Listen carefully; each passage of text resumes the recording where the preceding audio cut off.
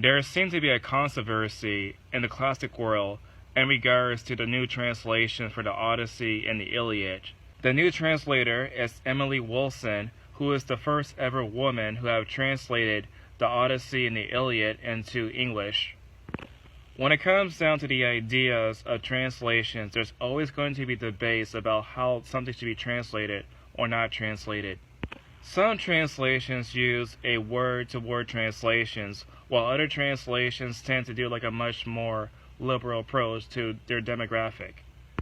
These type of discussions about translation styles are worth having because sometimes you want to make sure that your own personal translation of the text is as close to the original words as much as possible.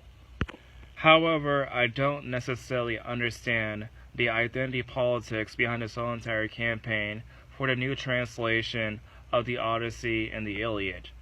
While it might be true that the classics might be a male-dominated space, I'm not necessarily interested in someone's sexual orientation, what they like, what they don't like, or how they personally identify.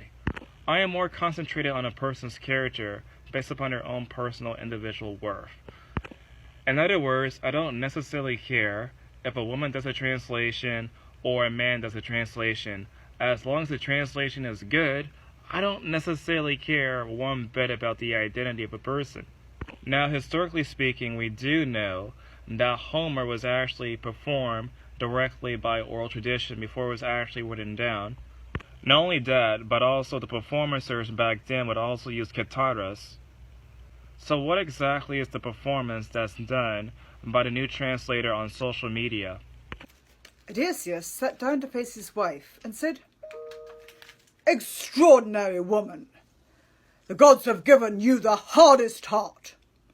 No other wife would so reject a husband who has been suffering for 20 years and finally come home. Well, Nanny, make a bed for me so I can rest. This woman must have an iron heart." Penelope said shrewdly,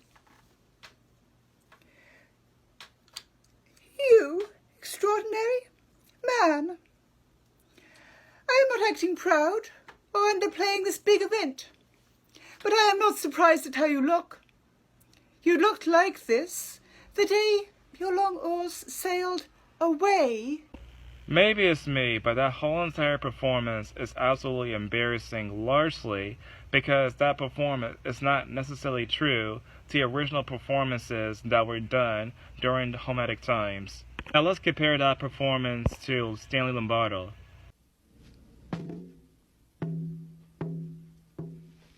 Speak memory of the cunning hero, the wanderer, blown off course time and again after he plundered Troy's sacred heights.